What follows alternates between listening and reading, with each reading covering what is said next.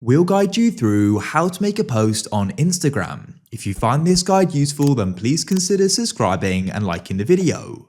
So you can go and post photos or videos or even both onto Instagram. They'll go and appear on your profile here and your followers will be able to go and see them. So what you can do is come to the bottom of Instagram and click on the plus. Make sure you select post right at the bottom and you can then choose what you want to go and post here. So you can go and select one. If you want to do multiple, you can click on the multiple button over to the right. You can click on the camera if you want to go and take one now. Then press next in the top right like this. You can come down to the bottom here, choose if you want to go and add music.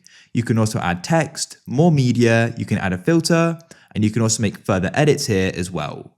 When you're ready, click on next in the bottom right and you're on the new post page. And what you can then do is go and write a caption. You can add hashtags if you want to as well. You can tag people in the post, add music, and you've got some other useful settings as well. When you're ready, click on share and that'll go and post it. Shortly, it will appear on your profile as you can see.